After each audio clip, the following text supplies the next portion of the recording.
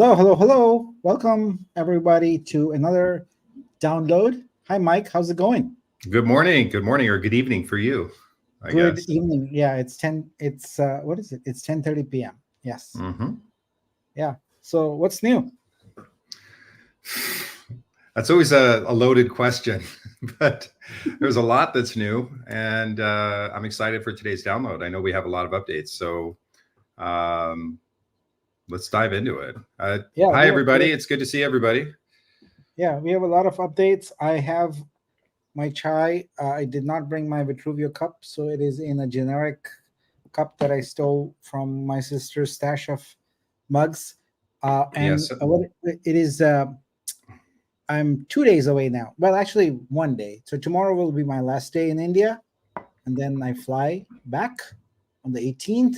Fly to DC, and then on to Toronto, then finally back to California. So I'll be out a whole month. I'll have been out a whole month. So yeah, it's been crazy weather here. It's monsoon, but it rained a lot the first few days I was here, and then since then it's been almost like summer. It's been humid and hot, and yeah, it's not Food been fun. poisoning and all these other. Yeah, all those issues. other, all those escapades that come with the travel territory. But yeah, we can get going. There's a ton of information to share, and I Yeah. usually when I do this from Mountain View, it's bright and early, and I'm all. But now here it's the end of my day, so it depends on how long I can last. All right, so let's get this screen added to the stage, and let's get going. All right, Let's do it. everybody, welcome to the Vitruveo download. This is season 4, episode 7. It is August 16, 2024. We review the events of the past week and talk about what is upcoming in the next week in the weekly download. I am Nick Kalyani, the founder and CEO, and with me is Mike Purdy, who is the COO and also championing everybody in our community. So that is excellent. All right, let's get going here. So I think we're going to do things just very slightly different today because of the amount of material. Usually I have some protocol updates, etc., but we're going to table those for next week because we are working on a few things. What we'll do is we'll start off with Vortex World. So, as you know, Vortex World is our initiative into the world of gaming. So essentially, it's the intersection of blockchain, creators, and gaming. And I would like to give you a quick update. We are working on the gameplay and the tokenomics. It's being actively developed. Mike's been working really hard with the Neon Circus team. That is a primary developer team on this. Also, Zach has joined the Vortex strategy team and working on that. So welcome to the team, Zach. You bring lots of gaming and community experience, and we welcome that. So what I want to do is kind of give you a couple of insights to help you see the breadth and depth of thinking that's going on in building the foundation strategy. But before I go into those new concepts, I do want to ask Mike to give us a bird's eye view on where the progress is on Vortex World. Yeah, so we've made a lot of progress. We've had some great meetings. We just had a meeting the other day with Neon Circus where they actually had a chance to give us a demo of the actual land claim. So development on that part of the app is progressing. It's looking great. We're still working on the game theory a little bit. We're kind of Frankensteining a bunch of different successful gaming models and incorporating them into our first launch here for the game, within Vortex World. And just to kind of give you guys a little overview, is Vortex World is going to be somewhat of the ecosystem for our gaming section within Vitruveo. Vortex Land will probably be our first game, and that's really what we're kind of focusing on, for our first launch. Landing page is getting developed. We had a chance to see a little snippet of that, and it's looking great. The guys at Neon Circus are awesome to work with. They're on top of it. They've really taken a sense of ownership over the project. They're great to work with, and they provide a lot of support, a lot of ideas that are coming, and it's definitely been a collaborative process. from start to finish. So I'm really excited about the developments. And then bringing on Zach has been awesome. I was really shocked at how much value Zach brings to the Vortex community and to that part of our ecosystem. He's an avid gamer, and not just an avid gamer, but an avid Web3 gamer. So he has a really good pulse on what's going on within the industry, and it's really given us a lot of value just to take a step back and go, okay, let's actually frame this a very specific way. So it's awesome to have Zach, and we're going to be having a meeting on Sunday to go through a bunch of different ideas for Vortex World, so that we can have a white paper developed and have everything kind of come together. We are also looking at other ideas for games. We had this concept of kind of like a My First Million. It's really a game that's designed for teens to really teach them about like real world financial strategies, entrepreneurship, financial management. And it's a play to earn where they can, take some allowance money and really compete with their friends on who could become the first millionaire using real world financial strategies. So we're already kind of in talks with, launching new things. And we're also in talks with a couple of games that are off chain in bringing their game to our blockchain, which is awesome. So we're definitely going all in on gaming. It is going to be a very strong vertical for our ecosystem to bring volume, to bring just a lot of really strong marketing to the chain. So I'm excited. Yeah, we're progressing, going really, really well. We've still got about 2 weeks left until we do 2 weeks-ish, where we can really start working on using the land claim model. So yeah, that's kind of a brief update. Nice. I'm very excited to see and hear some of these things. I got a glimpse of a few things, and those teasers were amazing. So I want to talk about a couple of concepts here that are going to drive sort of our strategy a little bit. And we are thinking of the term Vortex and how to integrate that concept in a fairly realistic manner into Vortex world, and I guess Vortex lands to begin with. And what we've come up with is Vortex as sort of a common foe that is AI driven. So this will be very, very exciting because we can have the AI, which we are thinking right now will be Llama based. So Llama is the Meta open source LLM, and what we'll do is have it learn from multiple existing successful games. So it brings the knowledge of those games and the strategy, etc., into Vortex. So what we'll do is create scenarios where players can battle against each other, certainly, but also have a common AI enemy striving for global domination. So that is going to be super, super exciting. And I love the fact that we have not a foe, but a very real intersection of blockchain and AI, and not just a made up one, just for marketing purposes. This is actually AI being used in the game on a blockchain to produce genuine interactions between players. So that's exciting. And the second thing that I want to talk about is actually a unique value proposition for Vitruveo. It is the fact that we are a rebasing protocol. And so what we want to do is use rebasing as a common growth catalyst within the game. So we anticipate having different assets within the game that grow organically, and that organic growth is driven by rebasing. So that is really, really exciting. And it allows us to take two very unique concepts, which is AI and rebasing, and implement them and integrate them in a very tight way into the foundational elements of the game. So that is the update on Vortex World.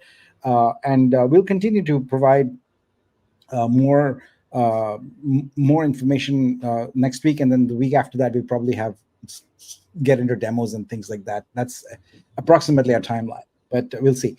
All right, next up, let's talk about something really, really important to our ecosystem, and that is Vibe. All right, so there's a lot of dimensions and variants and segments to Vibe. So let's dive into each one. little bit. By the way, let's look at the numbers first before we do that, right? So here we go. Let me just refresh here. So we are closing in on hitting our goal here of 350K. So we have 30,489 remaining, which is amazing. And as you'll see, this number will soon be diminished. All right. So let's talk about airdrop staking. Yes, it is overdue, and yes, it's on me.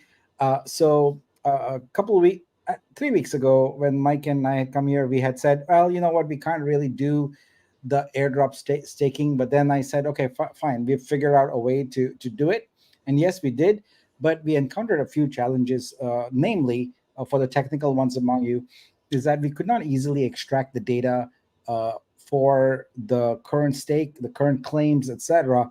What we had to do is to essentially reverse engineer it from event data. So every time there is a stake or an unstake, there's a log event, and then we have to kind of backtrack from there and get the data. It's not technically that complicated. It's just more busy work, and those were the challenges that we overcame. Now, specifically in there, one big challenge is that uh, uh, not everyone has unstaked everything, that could be unstaked. So there were some stakes that were claimable but not unstaked, and there were some that were claimable and actually claimed. So that mishmash of data just has made it way more complicated. But I'm pleased to report that as of this, well, my morning, which was a few hours ago, uh, uh, these problems have been resolved. There is now an actual core stake contract on mainnet that's been deployed. And also, I'm pleased to report that everyone who had a stake in the contract that was ready to be unstaked, so whether it was 60 days, 120, 90 days, or 120 days, if it was past it, you have already been credited. You've been credited your Vitru, so there's no reason now to go and look for an unstake button somewhere. It's been done. It's so the next one is 150 days, and we'll have a UI in place for you before that. So the prior staking contract has been locked, so you can't do anything in there, and we are moving toward this new core stake contract. The count of the base plus rewards airdrop that we did was 753. So you probably saw those transactions going up there. And if you're wondering, were we able to achieve the partial capability for unstaking, etc.? The answer is yes. So when, as you probably saw in the screen I shared earlier, there is a UI here. You can go. The balance will start showing up here once we go live here in the next few days, and you can put in whatever numbers you want here below that balance, and it will work just fine. So you don't have to put 100%. You can put a partial amount if you want to, or you can put, I would encourage you to put 100% in there. And what we'll do is any amount that you essentially use for staking your vibe that comes from the airdrop staking, the rewards will be prorated at the level you chose. So if well, it wouldn't apply to 60, 90, and 120 days, because those are now elapsed. Well, 120 days, a lot of people might still be on the threshold there. But depending on whether you did 120, 150, or 180 days, it would allow you to essentially prorate using that level. Actually, it just occurred to me that there might be 60 or 90 days also, because you could have come in late, right? Like you could have come in last week and done it, and well, a couple of weeks ago and done it. So yeah, it applies across the board. Your APR rewards will be prorated. Now, what's the next step? Well, the next step is I have extracted, refined, cleaned up, sanitized, whatever you want to call it, 2,886 stakes data. And now it's time to import it into this new contract called Core Stake. So that's the next activity you're going to see on chain. We're going to see your stakes being hydrated into the Core Stake contract. And then we are a short hop away from actually just turning the button on. I was talking to Mike earlier and saying that, hey, should I just turn it on whenever? And Mike wisely advised that, no, we should wait and give the community a heads up and say that, okay, this is when we are going to actually enable the thing. So once everything is ready and active, the contract will still be locked, and we'll unlock it at a specific date and time once it's all of this onboarding work is done. So stay tuned. Now I can very confidently say that we have actually crossed the threshold of things. So it's imminent, and we know people have been anxiously waiting for it. I, for one, have been anxiously waiting to get this done because a lot of other things are waiting because of this, and it has consumed all my time. And I did not intend to put this much time into the airdrop staking thing, but we made a commitment to the community, and we'll just get it done, right? So we are there now. So, and I apologize that it took so long, but some of these technical challenges were pretty difficult to overcome. But we're done now. All right, moving along. DEX rewards. So last time we announced that we are creating a new pool of for rewards for folks who are buying with wrap Vitru and Vitro pairs on the DEX. So essentially buys of $10 are airdropped one vibe each, and it would be using the formula where your buys minus 2x, 2 times your sells divided by 10, and that's how the vibe is calculated. Now, there was a lot of discussion, a lot of input, a lot of good feedback we got around the liquidity thing. So we had proposed initially that the DEX liquidity of 100 would be airdrop 15 vibe, but lots of folks pointed out that, hey, that could be gamed. There would be people who would be basically putting liquidity in and out, on a weekly basis to get that vibe. And yeah, we agree that's probably not the right way to approach it. But the suggestion that a lot of people gave was to essentially create a vibe pool and say that as long as you are a liquidity provider, you are eligible to get revenue share. And that's exactly what we're going to do. So there's going to be a DEX liquidity vibe pool of 20K tokens. And your revenue share is going to be your pro rata amount based upon all the liquidity providers there. So the more liquidity you provide, the bigger the share you will have of that pool. And it will be there as long as you are a liquidity provider. When you remove your liquidity, away goes your ability to claim from that pool. We have to work through the logistics of how that's actually going to be implemented, but suffice to say that it follows a consistent model for other things, like the other equity pools that I'm going to talk about shortly. So I don't think it'll be a problem to implement. But Mike, do you have anything to say? Because you've been closest to the community on this topic. Yeah, there was a lot of feedback that we got, and thank you so much for all the people that provided feedback for some of the loopholes and that sort of thing. Obviously, whenever we discuss anything in the download, in the spirit of trying to hold to the DAO model, we want to present certain ideas and then get feedback. And there's a lot of smart people in the community. We do want to get that feedback so that we can implement really strong decisions that make sense for some of the things that we're launching. And the feedback was great, for this. And the overall consensus was that we should come up with a vibe pool method where you can deposit your liquidity, and so long as that deposit remains, you receive rev share. So it's super common sense. I don't think there's a way that it could be exploited. So I thank you to all those that did contribute their ideas and submitted those. So it was very helpful whenever we were going back to the drawing board to make this stronger. Yeah. So I feel that this is actually a very fair way and sort of really fair in a decentralized sense approach, because we don't have to do anything. It's basically automated. You put in your liquidity and you have the ability to claim, and you remove it and you lose your ability to claim. So that's a nice way. Again, continuing with Vibe, what's the next thing? Well, we've announced the equity pools. So there's 2 equity pools. There's general and creator. So the progress report on that is that we essentially have the contracts on these done. It's really just one contract with multiple classes.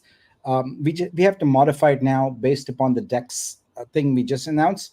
So all of it's going to be driven by one smart contract. So these will work in a similar fashion to the DEX one, except that here you would deposit Vitru versus liquidity. So that is imminent.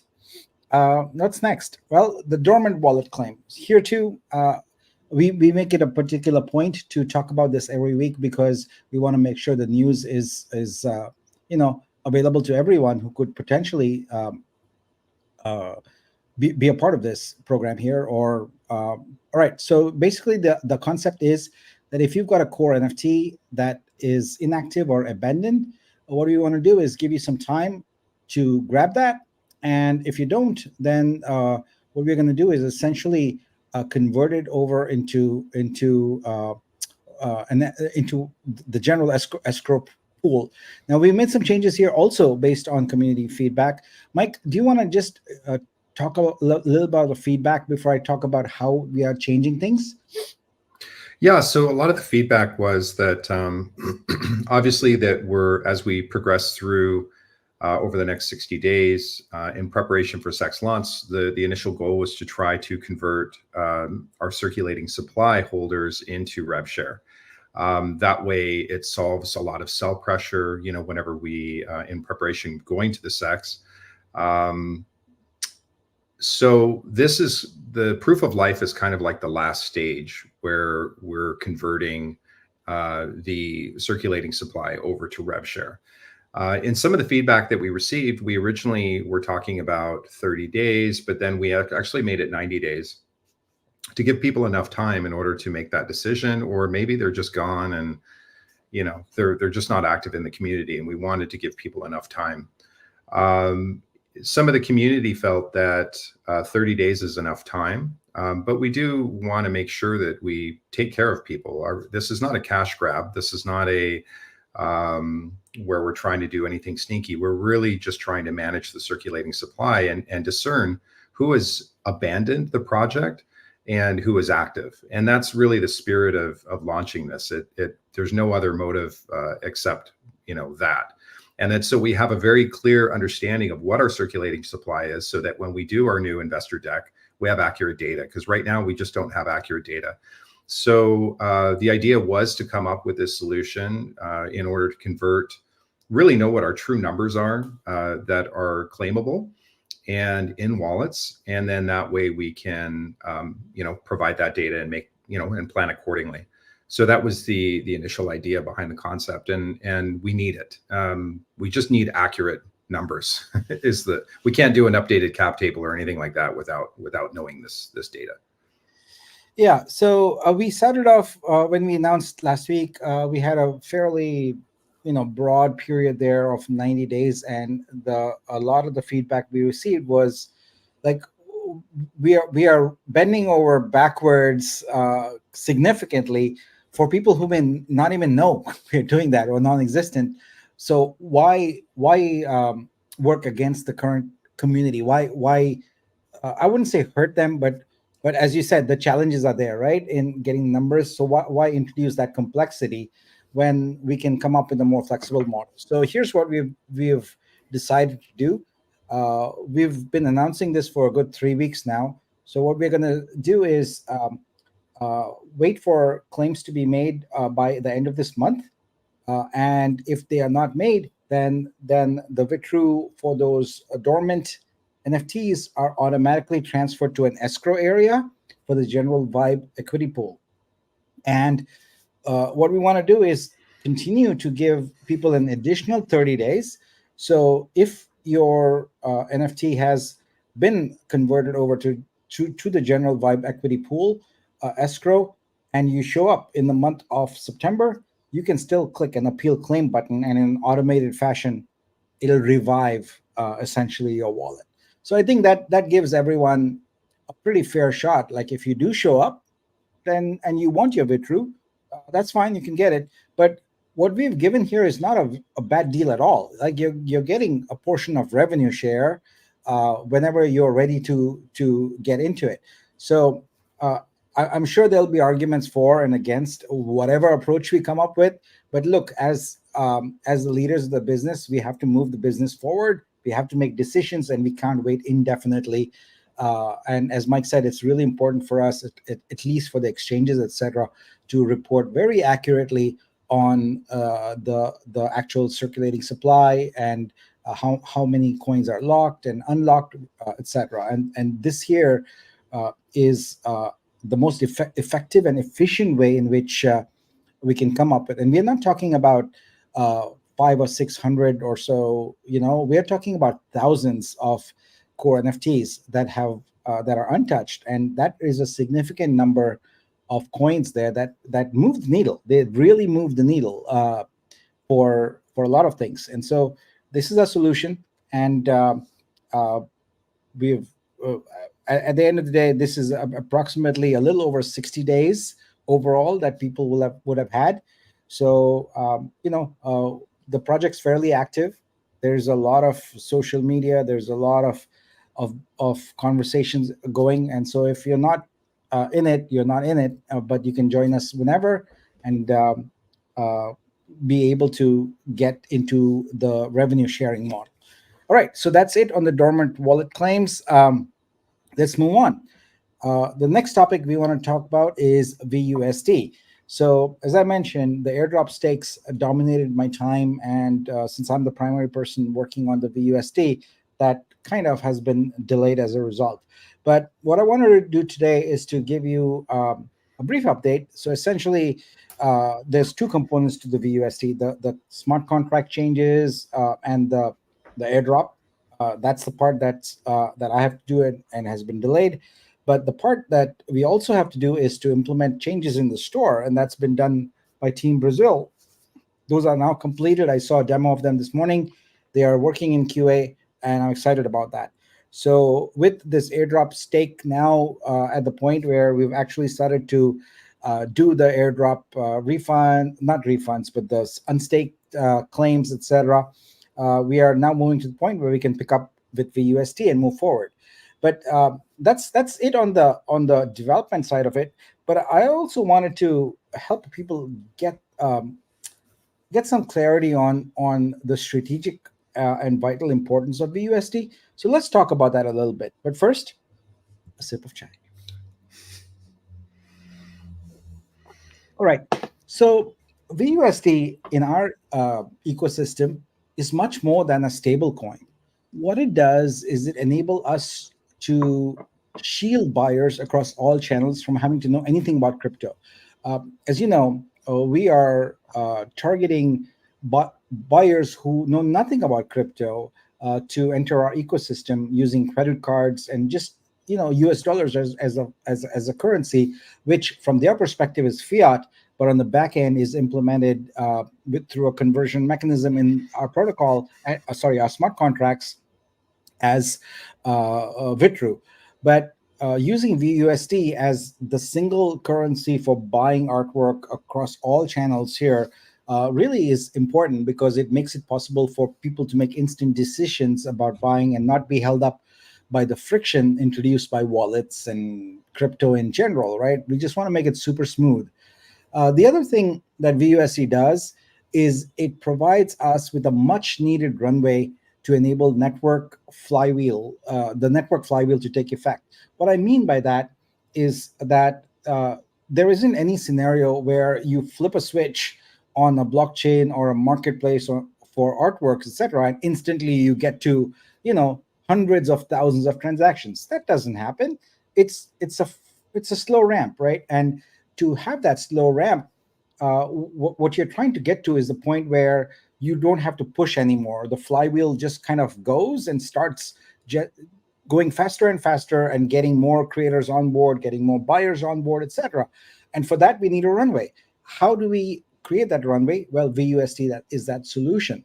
What it specifically allows us to do is to pay something really important in this world, which is customer acquisition cost, or CAC.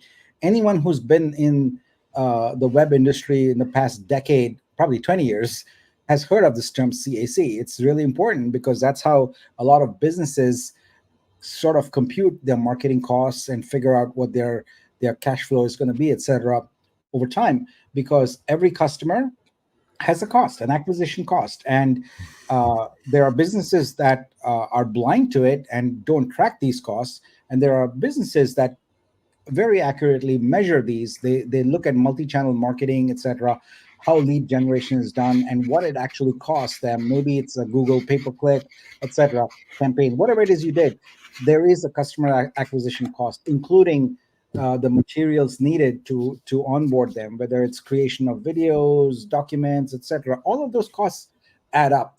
In the SaaS industry, in the entertainment industry for SaaS businesses, which is kind of the closest we can compare to it, the average cost is $178, right? So this is how much you would need to fork out in order to get one customer. Now, in our world, there are actually multiple customer roles, multiple customer personas. Uh, we could spend all day sort of analyzing them and slicing and dicing the CAC for it. But for now, it's easy enough to say a creator is a customer. We want to bring them on. There's also buyers that will come on later, and they have their own CAC. But for right now, we are focused on growing our footprint, and that's about creators. And so our CAC is approximately that. I would say it's a little higher because we are in Web3. So it's more like $200 to $225 is our customer acquisition costs. So this brings me to an important point. How do you think about VUSD? I think it's really important that you understand the underlying strategic importance and value proposition of VUSD before you just take a superficial look at VUSD credits, grants, etc. So we have started off with $1.5 million in VUSD credits to crypto investors. And we are going to follow up in the future with grants to galleries, specifically in order to help them onboard their artists, their collectors, their curators, etc. So it's very important when you're thinking about VUSD to think about it as a way to avoid having to expend liquid capital for CAC. So every dollar that is a VUSD credit or a grant is one less dollar we had to spend. That was cash. That's liquid cash that we had to spend. So that's important. Now, another way to think about it is in terms of ecosystem health. As long as the overall ecosystem is healthy, with the Vitru price trending upward, the VUSD credits and grants are actually a very smart investment in our future, because what they allow us to do is take advantage of the fact that we are the creators of this cryptocurrency. And so we can essentially be very competitive in the marketplace by ensuring that we have this whole ecosystem with Vitru, right? That is how VUSD ultimately manifests itself on the back end. But if we are creating a very healthy Vitru coin, then the incoming VUSD credits are leveled, or in fact, they are, how should I say it? They are paralleled by the growing price of Vitru. So it's in our best interest to make sure that we are creating an overall healthy ecosystem. So if you think about, Vitru Suite, Vortex World, all these things that drive up the Vitru price, ensure that even though these credits are coming in, they are not impacting the liquidity, right? So right now, yes, they are, because it's so small. We have not reached the point where all cylinders are firing and everything is mature and working. This is still very early days. So if you look at it as a snapshot right now, you're going to make the wrong analysis. But if you look at the long-term prognosis for how VUSD works in order to get that flywheel moving, in relation to the Vitru price, you can see that VUSD is actually a unique competitive advantage we have over other marketplaces. No other marketplace can expend essentially crypto to grow its footprint. We can. It is our moat. In startup language, a moat is a defense strategy that helps protect your business from other businesses essentially passing you by. So VUSD is a very unique competitive advantage for us. Now, if all we did was issue VUSD credits and grants, all day, obviously that would be really, really stupid and not a good strategy. But if we do it with proportionate value creation, right, as I said, then it would be a catalyst. Otherwise, it would be sort of an anchor. It would pull us down. But if we are feeding the system, helping grow the creator base with VUSD credits and grants. But at the same time, on this other side, the Vitru price is up because we are creating additional value. Not to mention the sort of a circular value generation from Vitru Suite itself, right? The more creators that feed into it, the more value Vitru Suite has, which attracts more creators and ultimately starts making the need for additional VUSD credits and grants unnecessary over time. So remember, this is a bootstrap flywheel strategy, whatever you want to call it. So I wanted to give you these insights because there is a naive way to think about VUSD credits, and that's not the way we are thinking about it. This has long-term strategic importance. It is actually a very smart investment we are making, and it is a very unique competitive advantage we have. It's not going away. So just wanted to share those insights there, and we'd be happy to take more questions on this topic because it is an important. Can I speak to that a little bit, Nick? Yes, please. Yeah. So part of the other thing that we're going to be doing with creators is we are actively educating creators on how to obtain long-term sustainable income from their artwork. The idea of just doing a quote-unquote cash grab where you put up your art, somebody pays you in credits, and then you liquidate it on the DEX. That's a very short-sighted way of viewing our ecosystem, and that's not going to generate long-term sustainable income. So there's a lot of education. We're developing a huge support through PAM and through the creator community, excuse me, to educate them on the values of Vibe, the values of staking, the values of accumulating their Vitru at a price that's 70 cents. All of these, if you sell a piece of artwork for say, $250 and the price is at 70 cents, that's a lot of Vitru. By holding on to that and by purchasing more and by selling more and holding on to that bag, your bag is going to be growing. Converting that into Vibe, for the creator pool, gives you a lot of income over time from those 1 or 2 art sales. So there's a lot of education that's going into educating the creators on what to do with these purchases rather than just selling it. So I do want to kind of reinforce what you're saying, Nick, that yes, this is a significant investment that we're doing to bootstrap and to kickstart the project. And that does bring in a lot of activity, because once one creator starts making money, they tell all their friends, they tell 10, 20, 30, and then a critical mass happens where we have an influx of creators coming in.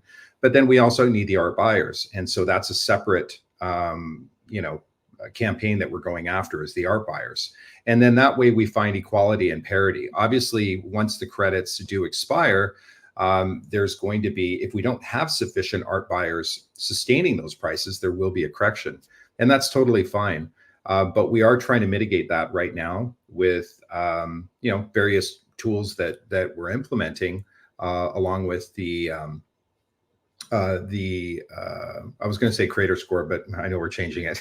But in order for things like with the creator score and certain cap limits and that sort of thing, so that we prevent a price crash in the store or in search, 6 months from now. So a lot of thought has been put into this. And I know that sometimes when you're on the outside, you just see, a basic appearance of something and it doesn't make sense.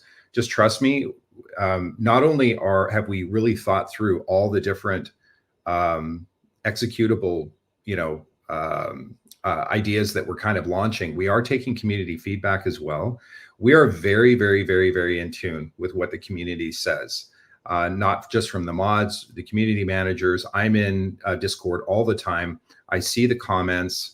I do want to kind of add, some color to this just a little bit. I really want to encourage the OGs to be welcoming to the creators. And I really don't want to see any direct engagement or cash grab comments or anything like that. That is a serious issue, within Discord, and we're going to address that pretty seriously. The creators are going to be a huge component of the success of this chain, as are the OGs, and we really want to see the community growing together. We want to see, as new creators are coming into Discord, they feel welcomed. We're supporting them. They're not crypto investors. They don't have the previous drama that we had with the previous project. They're not aware of any of that stuff. And I really think that we need to make them feel welcome. And most of them are operating within the system that we've created. And so they're not doing anything wrong. They're operating within the rules of the system. Now, there are some times where we see things getting perceived exploited, but that's okay. We'll shut that down and we'll make enhancements and revisions as the program matures. But I just want to kind of address that to make sure that you're making creators feel welcome and really try to curb complaints or criticisms towards the creator community, towards the previous project, towards certain decisions that are being made. Just be sensitive about that, and then take those criticisms to the community manager through DM. And that way we just keep the holder chat, the general chat, a positive environment. Because at the end of the day, that's all we're trying to do, is we're trying to grow the ecosystem and really support each other. And so I'd hope that, the community, as this cohesion is happening between creators and investors, or creators and holders, is we see more of a kind of a family coming together instead of people being pit against each other. So I just wanted to, make sure that we communicated that. Let's make them feel welcome. That's my comment. Yeah, I think that's really important for creators to feel welcome, and for crypto investors to learn from each other. You can learn. Creators can learn more about the whole crypto ecosystem, and crypto investors can learn more about art. I do want to say thank you for reminding Mike, to all the creators out there. If you have Vitru right now, the single thing you can do, the single action you can take right now to ensure that you have sustainable income in the future, is to go stake it for Vibe. If you are a creator right now, you've earned Vitru and you have not staked for Vibe, you're losing out. You're losing out on a very big, once in a lifetime opportunity. You should definitely get it. All right, moving on. We have a ton of more information, so I'm going to speed up things a little bit. So, but before that, let's have this catch-all here. Also, there's a bunch of things to report on here. First, want to talk about the creator score model development. That's continuing. It's good progress. I have a little more details to share on that in the coming slides here. Next, as you probably noticed, our DevOps has significantly stabilized. The team Brazil is doing an amazing job taking over.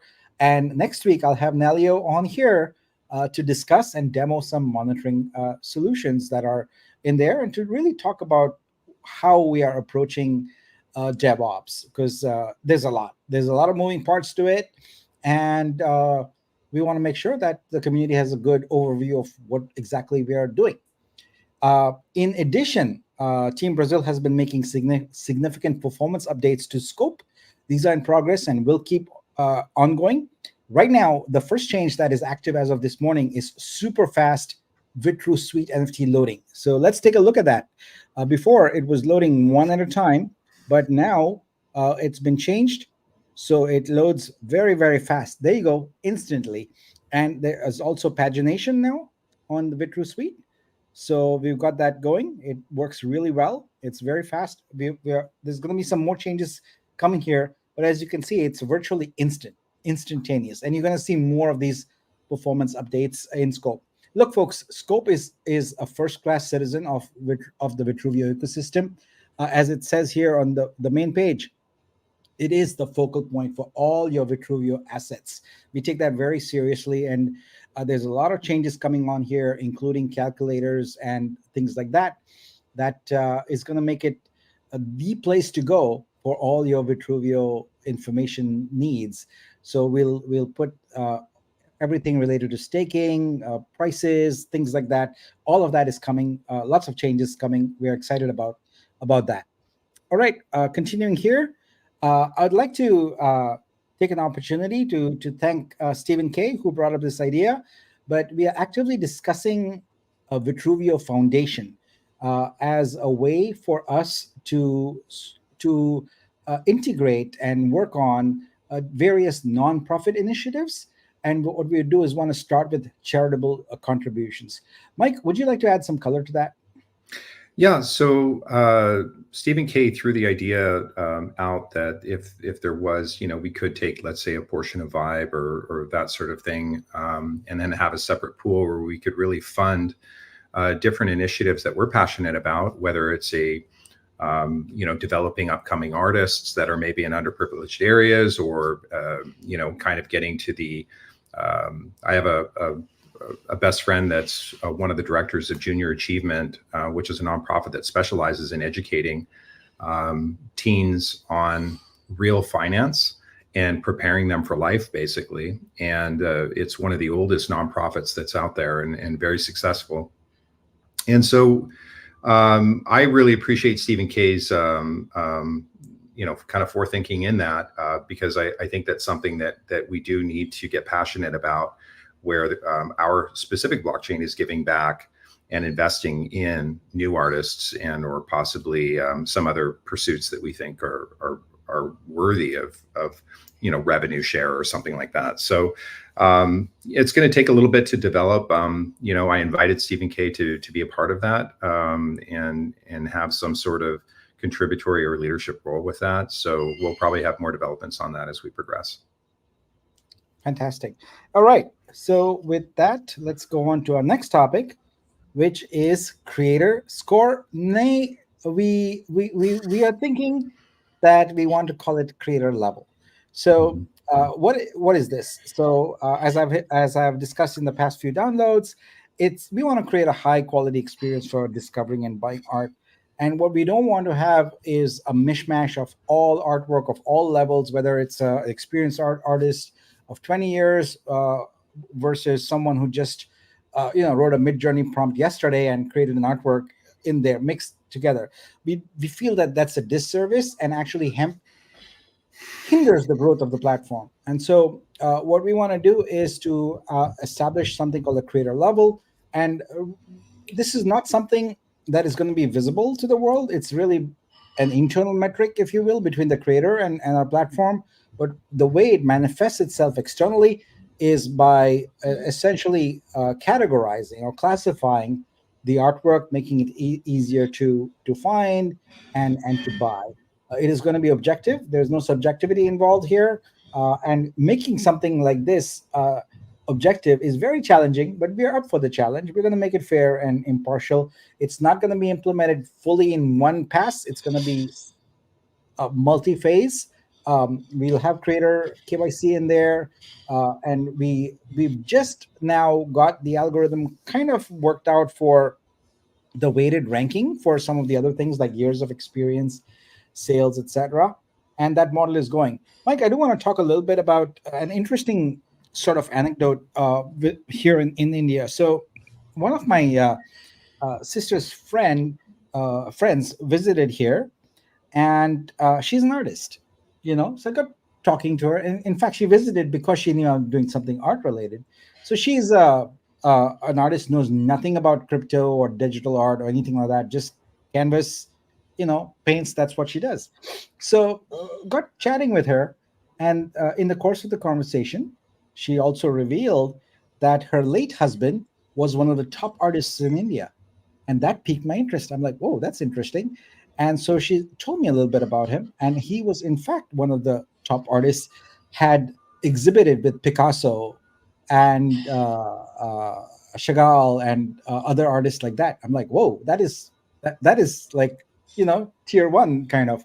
So I asked her, like, what is, does he have artworks? Where are they being displayed, etc.? She goes, well, he's got like a huge body of work, and it's sitting in storage in our apartment, And I said, I got to check this out. So the next day I visited them, and sure enough, there's these amazing artworks, like giant 6x6 canvases, etc., just sitting there. And I'm like, can we kind of talk about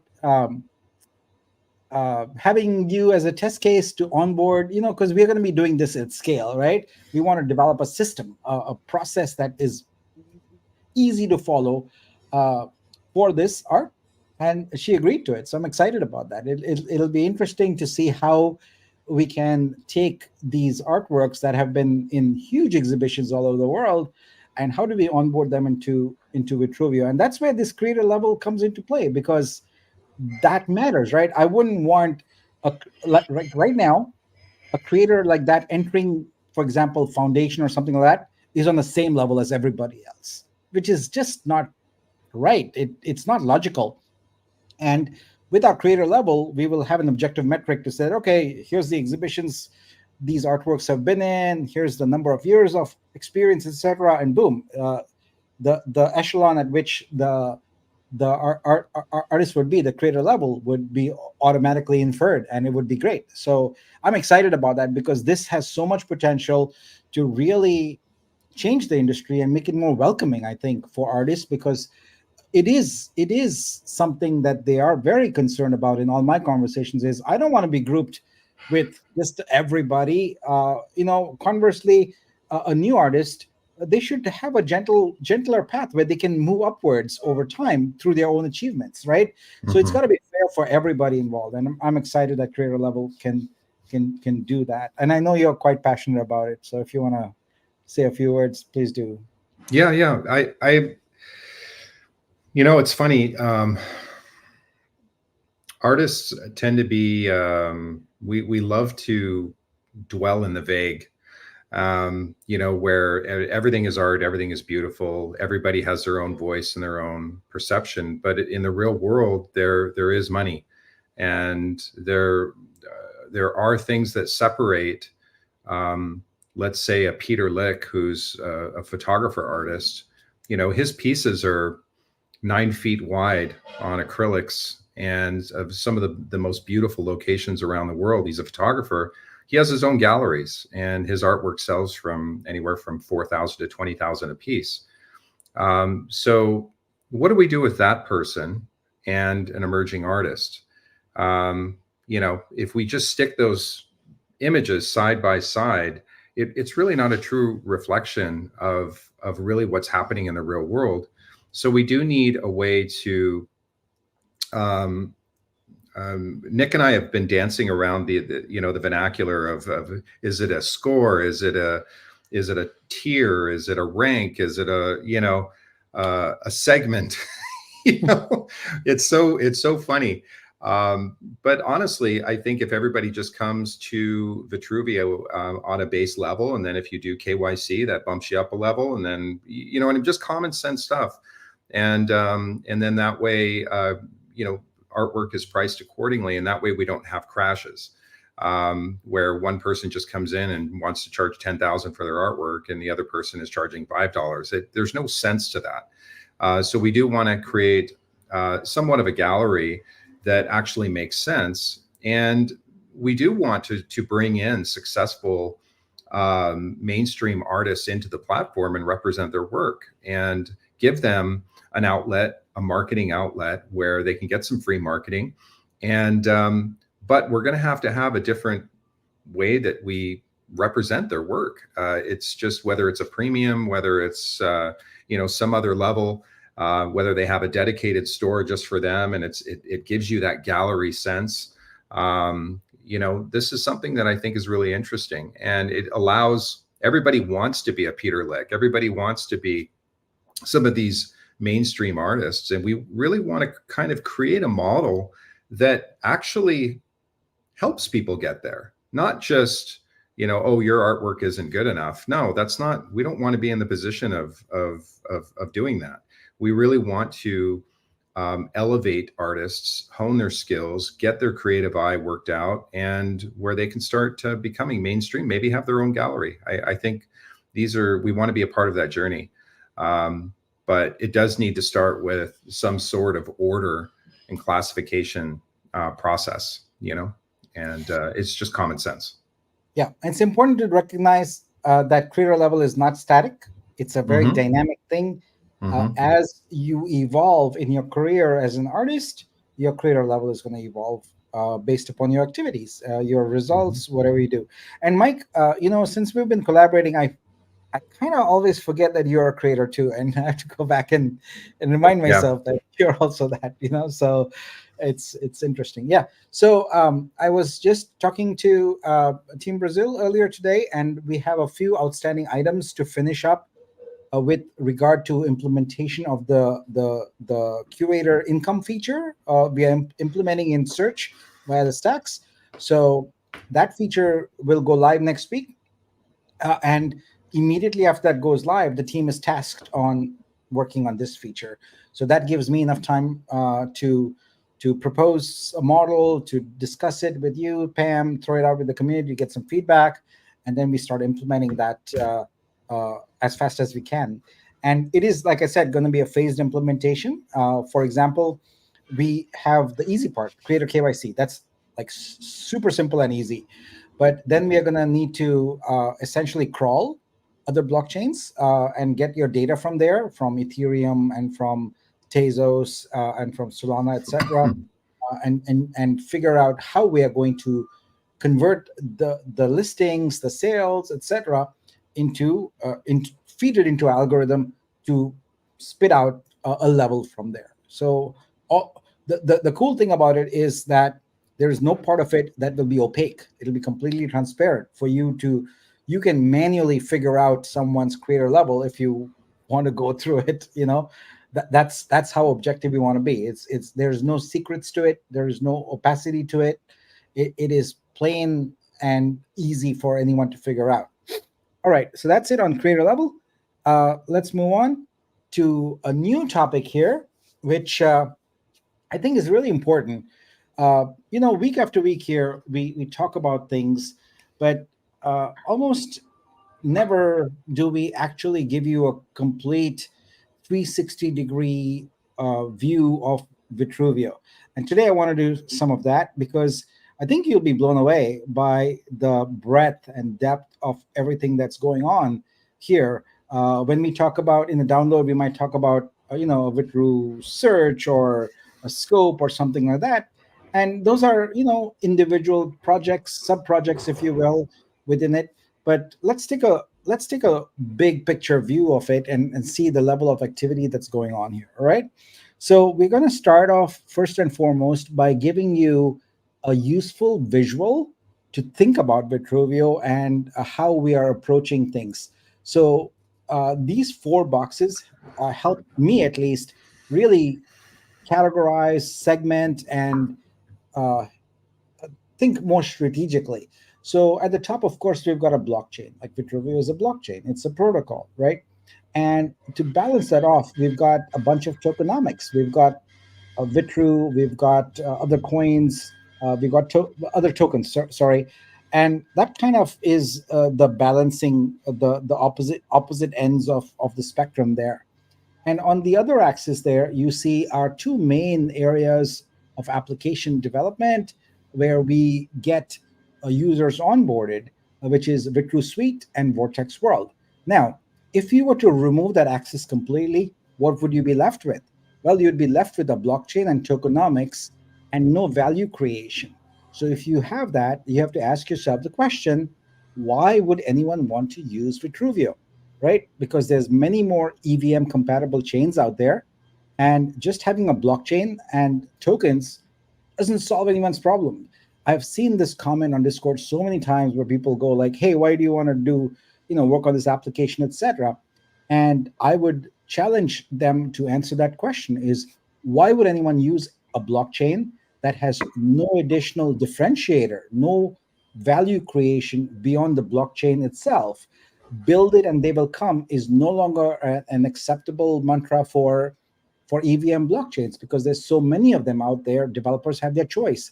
They're not just going to come waltz in here and say, "Oh yeah, I want to build on this." You got to have something that is inherently different about your blockchain and also creates value. And that's what the horizontal axis is for us: is Vitru Suite and Vortex World. One caters to all the creators, and the Vortex World, the other one, creates specifically focuses on the gaming industry and gaming creators, gaming developers, etc. So with that out of the way, let's take a look with that context with look at Vitruveo blockchain. Let's start off with the protocol. So in here there are 7 elements. So we've got Get Go Ethereum. That is the base software that we use, which is the Ethereum software that's modified to include rebasing, and that becomes our protocol.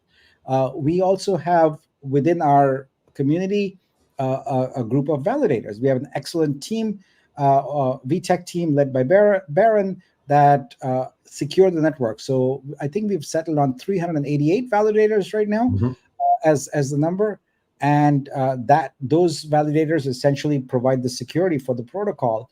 Next, we have our RPC nodes, which until recently were giving us a trouble, but now with under the able management and administration of the Brazil team is very stable, has a lot of protections in place for bots and bad actors, and is working really well. Next, we have Explorer, which is essentially a block scout rebranded, as all blockchains do. We will customize it a bit. We are working on implementing the latest version of Explorer, and it is still in early stage right now, but we'll get there. But the existing Explorer is now quite stable, and we'll continue to monitor it and make sure it continues to perform well. Earlier today, I was in the process of deploying the core stake contract and verifying it, and that happens through Explorer, and it didn't work for me. I was blocked, and so I pinged Nelio and asked him like why I'm blocked, and he's like, well, there's a lot of people hitting that Explorer API, essentially incessantly hitting it and causing it to slow down, and now we've blocked it. So it's great, right? And so we were able to work out a specific mechanism by which I could access it and others would not. I'm happy for that. We also have GraphQL. So for those of you who don't know, most smart contracts that conform to ERC 721 specification, which is just about every NFT application, don't have a mechanism for you to easily query who owns what tokens at any given point of time without making a bunch of hits and queries to the blockchain. GraphQL solves that problem. It is essentially like Google, where you could go and manually go to each website and search their website for content, but Google does that work for you by indexing all these websites and makes it so if you put in a word, boom, the results show up. GraphQL is that for smart contracts. It indexes all the ERC 721 NFT smart contracts and gives instant results when we need them. Next up is ETH Stats. So ETH Stats is a way to get live information about all the validators, who's processing blocks, who's sealing them, who's been up, who's been down, what is the speed, the network latency, etc. So we've had this with the blockchain, the VTech team running this in private. So we're going to make it where this will be up and running for everybody to look at very soon. And monitoring is important. We haven't had it until now, but now we do. Monitoring is important because these services, being computers, they do go down occasionally. And what's important is you have ways to remedy that. First of all, you notify engineers that something's gone down, and then you update a status page that something's gone down, and then you have it where it can automatically resurrect itself, fix the problem, and get going. Next week, when Nelio is here, you can look at our monitoring solution and get a good taste of how we've gone about making this really robust. So that's the protocol column. That's one dimension of Vitruveo. Let's look at the next dimension here. And actually, wait, before that, let's talk a little bit about the roadmap. Like what is going to happen in the next 90 days on these things. So first of all, with Geth, our goal is to upgrade it to support the rebasing goal reset. So that's something that is coming up here later this month, optimistically, but it will probably bleed over into September. With validators, we are going to work on performance monitoring so that there can be automated rewards distribution. So there are manual rewards distribution right now, where based on the uptime and the performance, there are coins that are distributed monthly. So we want to make that automated. With RPC, we are going to continue to focus on being stable, and we'll monitor it and add capacity if needed. With Explorer, as I said, we are going to update the latest version of Block Scout, and it'll have a bunch of different microservices. So that will be really useful to especially developers in the ecosystem. We are going to add to GraphQL the ability to self-register. So if you've got a smart contract you build, you can just go to a page, register it, and then GraphQL will start indexing it. And we are working on Vault auto registration. Vault, I'll remind you, is essentially a smart contract that is auto created for every creator when they consign their first artwork. All right, and so with ETH stats and monitoring, as I said, we're gonna show you more of it next week and get you on the same page. So I'm gonna go through the entire ecosystem and give you essentially a 90-day synopsis of what we're gonna do next. All right, so now let's look at products. So we've got a bunch of products here, and 4 of them constitute a suite, but even one of them standing alone is a business, is a complete startup unto itself, And we've got 7 of these here. So we've got Vitru Studio, which is essentially our onboarding tool for creators. Right now, it focuses on creators who already are in Web3, but soon it will start targeting people who are not yet in Web3 also, with custodial wallets and things like that. I'll get into the 90-day roadmap in a second here. Search is discovery for artworks. Store is, think of it like Shopify, our version of Shopify. We want anybody and everybody who wants to create a marketplace on Vitruveo to create it easily in about 5, maybe 10 minutes. That's the goal for Vitru Store, and it's coming very close to reality here. Vitru Stream is our pet project here. We envision that recurring revenue for artists is not possible through NFTs, but through streaming, which is catering to a new generation of devices that are springing up all over the world, in people's living rooms, in offices, in hotel lobbies, airports, etc., where artwork is streamed, and we intend to be a leader in the industry in that. Vortex World, as you heard today, is our gaming solution, and Honcho Launchpad. Actually, I see a question there about Vitro. Honcho Launchpad is where Vitro is going to shine. We are going to make it possible for anyone to come to our platform and, using Honcho Launchpad, launch a new project. That can be a token project, such a fungible token project, such as an ERC20 coin, or a non-fungible token project like an NFT project. So we want to make it where people don't need any developer skills, don't need any technical skills to easily launch such projects on Vitruveo. And we are also going to integrate them with our gallery offerings so that every gallery can have its own token for its community of artists, curators, buyers, and benefactors. And last but not the least, we have our airdrop project. Yes, we have not given it much love, but that's because we've just had too much going on.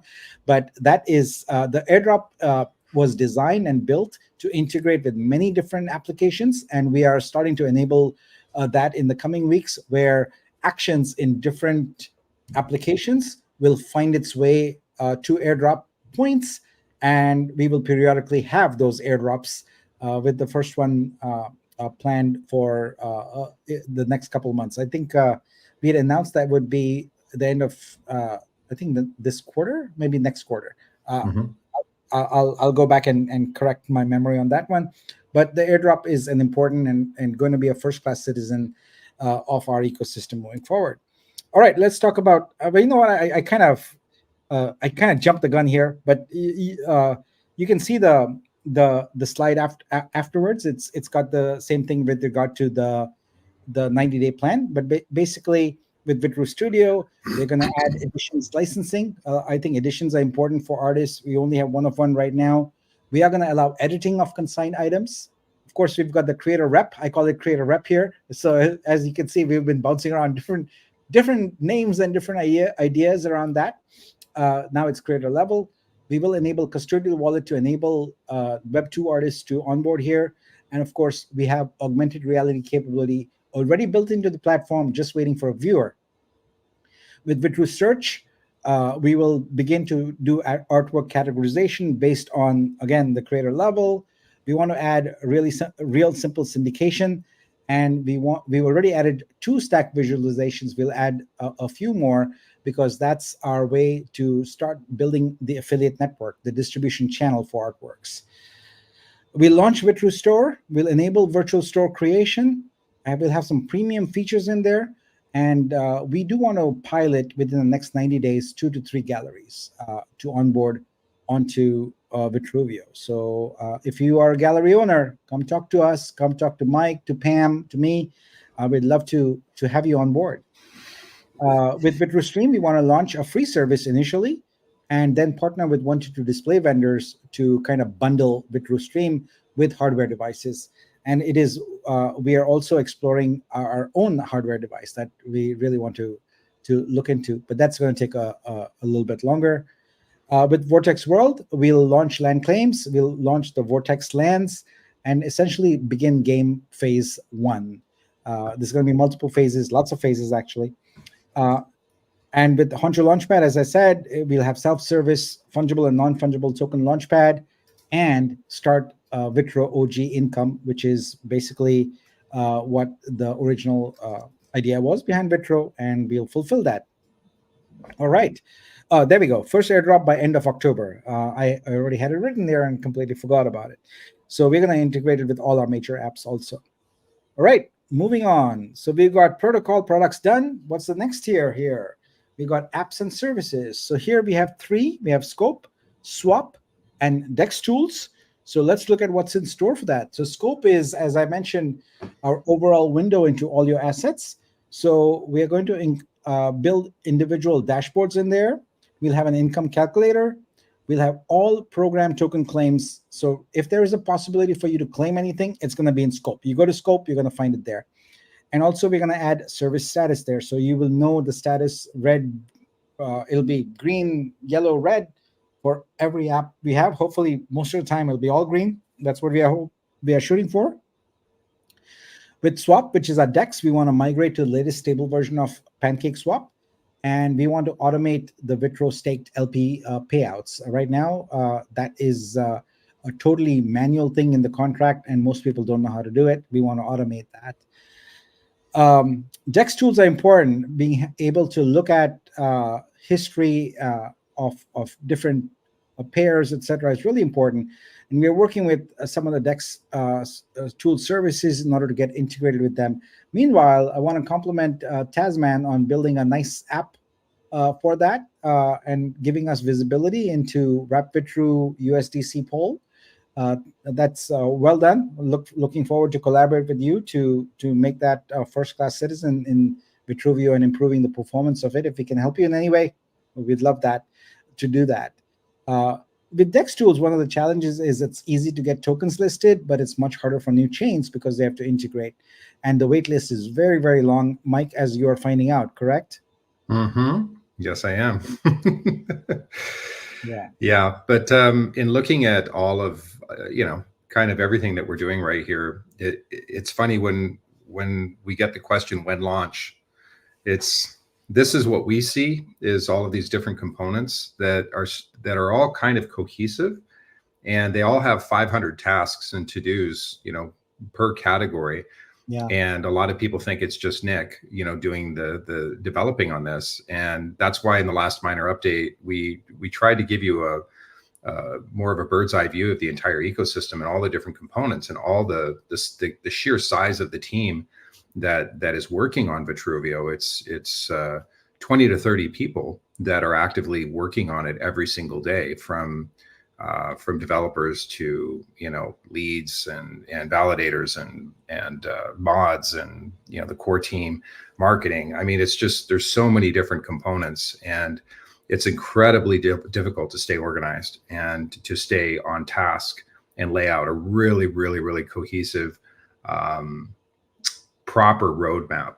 And what we've had to do is simplify the organization, which is kind of the original slide that Nick did of those 4 main buckets for Vitruveo, and really focus on those buckets right now, and then we build out the rest. And I know that there's a lot of questions like, what about Vitro, and what about Honcho, and what do I do with my coins on Honcho coins? And all of these are absolutely a part of our to-do list. It's just a matter of kind of like a funnel where we have to start and then get more and more detailed and specific as developments occur. But the most important right now is going to be stability of the blockchain, upgrading the DEX, upgrading Explorer, making sure all the RPC nodes are working as they should, making sure that Scope is fast, making sure that the bridge is fast, That's really the protocol. At the protocol level, we want to make sure that everything is working totally awesome. Because if you can imagine, we were marketing and spending all this money, and marketing is not cheap, guys. It's like 20,000 to 150,000 a month to do proper marketing, where you're doing banner ads, you're doing influencers, you're doing, PR posts, you're hiring an agency. There's so much that goes into marketing. And can you imagine of spending all this money when we have, kind of the development issues that we're working on? So there are steps, and there is a roadmap that we're executing on. Just be patient, and we'll try to provide updates as needed. But those 4 core components of VitruSuite, the protocol, the tokenomics, and then the Vortex, those are going to be our main babies right now that we're really trying to reinforce and develop, because they're key with liquidity, they're key with investors, they're key with marketing, they're precursors to everything. And that's really the foundation of Vitruveo. And once that foundation is secure, then we market, then we do DEX, then we do our DEX tools, then we do SEX, and then we just blow up and scale. Yeah. Thanks, Mike. Continue with tokens here. So we have a number of tokens now. We've got Vitru, which is our coin. We got Vitro, which is our DEX token. We've got Wrap Vitru, which is our wrap token for Vitru. We've got VUSD, which is coming up, which is our stable coin. We've got Vibe, which is our revenue sharing coin token. And we got VTX, which is our Vortex token. And all of these we obviously will have at different times on the DEX, but we're also working towards our SEX listings, which are really important. So let's look at what the next 90 days hold for these. So with Vitru, we want to have 95% staked or locked. We want to phase out the dormant wallets and really get about 5,000 new wallets here, which is approximately 20%. We want to introduce new staking terms and provide lots of spending opportunities for Vitru. So when we create spending opportunities for Vitru, we first of all generate more transactions, and we also make the utility of that coin more apparent and more visible to the whole world. And that's an important thing for us for Vitru, important goal for us for Vitru. With Vitru, we want to stabilize the price on DEX, and we want to add reward programs through the Launchpad, which we've talked about, and we want to introduce new staking terms. We have some issues right now with unstaking on the current Vitru. We are gonna, just as we've done with the airdrop staking contract, we're gonna phase out the current one and bring in a new one, which is much more flexible and integrated with Scope.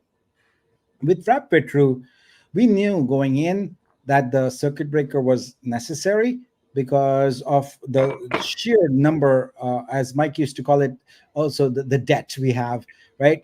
No other blockchain starts off with that much debt. You can just open the faucet and let it go. But we didn't have the luxury of doing that. And so we implemented a circuit breaker, and our goal for Wrap Vitru is to phase that out. We want to get to the point where there's enough of the Vitru that's already locked and let the market organically decide on the price. So we'll phase that out in the next 90 days. With VUSD, we want to end of life booster credits. We want to create a page via a credit card and a credit card and USDC purchases. And we want to make sure that their new grants are only via gallery and partner programs.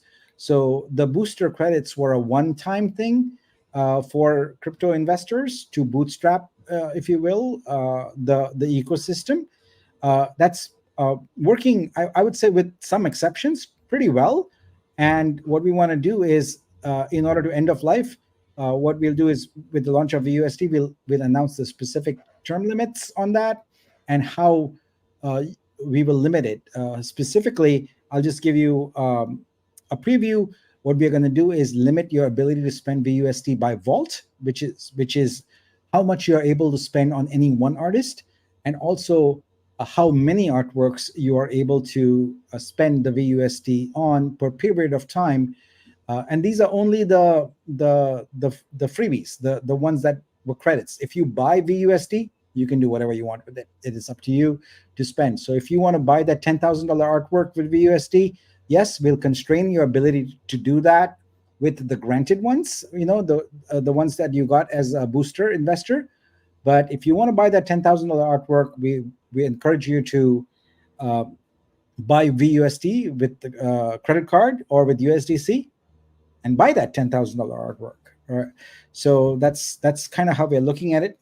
With Vibe, we want to put more reporting and integration of new revenue streams as they're introduced. We already have a claim feature going. We had that done before we launched Vibe to everybody. So now it's just a matter of giving you visibility into each revenue stream, how much is coming in, and how much you can expect from it, and how closely it matches our sales projections. We feel our sales projections were quite conservative, and we want to blow them away and go really, really well beyond them. With Vortex, we want it to be the phase 1 game token utility. We want to introduce a potential burning mechanism there also.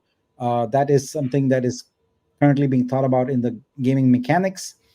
And for sexes, our goal is 1 to 3 sex listings for wrap Vitru by the end of 90 days. It's an optimistic goal, but we're going to try and make that happen.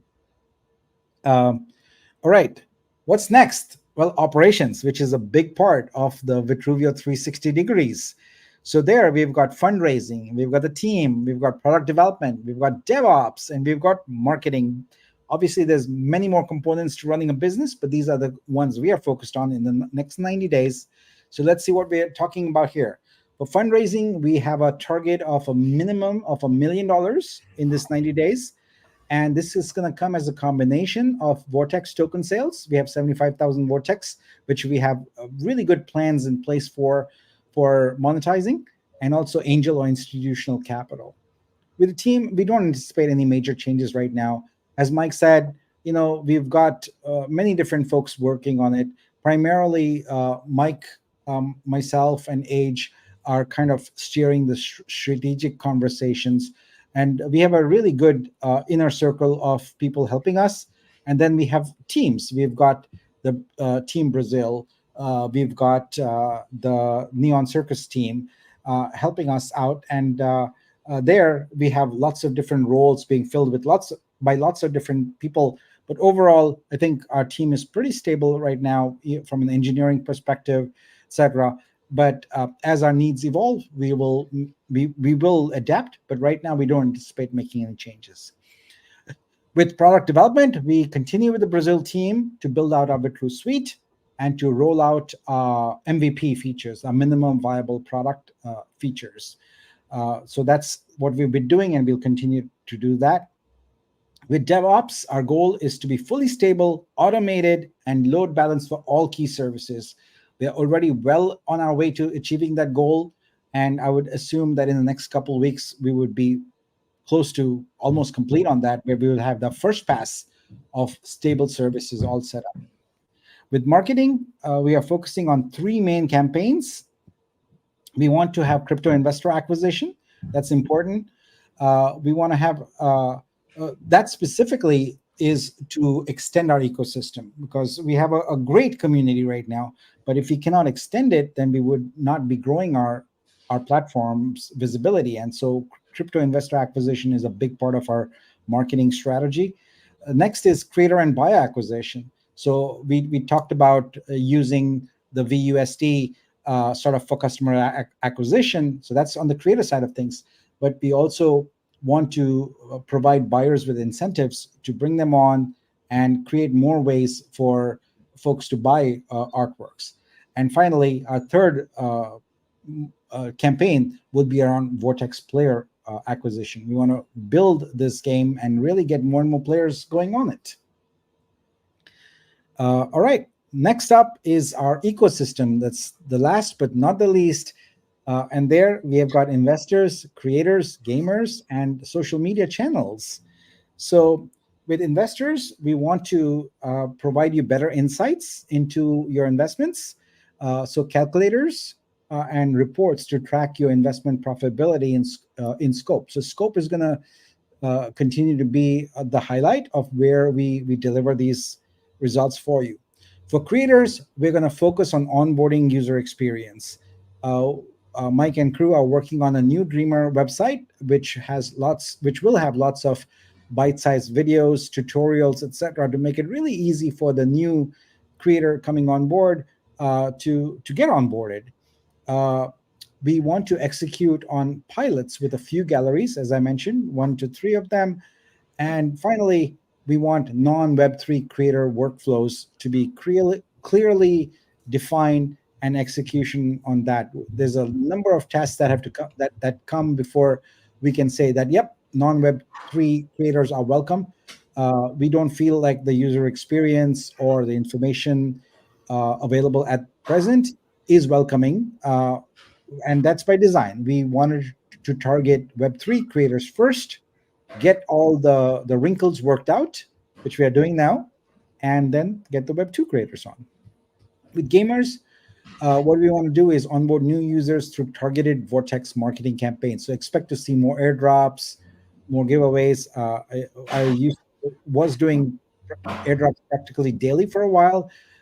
It won't be daily because we can't sustain that, but we will do multiple airdrops per week and really incentivize folks to get in onto Vortex. And finally, on our social media channels, we want to grow our Discord, our X, our YouTube, Instagram footprints, and we want to have regular posts on Medium with bite-sized education videos for creators. So that, folks, is the depth and breadth, the 360 degrees of Vitruveo. And as you can see, it's not 1 or 2 small things. It's not 1 or 2 people. It's 33 areas that we chose to mention on here. We didn't mention a whole bunch of others. And now you have a good idea of where things are going to go in the next 90 days. We are adaptive as an organization. We try not to be reactive. We want to have a good strategy, but we also want to make sure that we take advantages of opportunities as they come our way.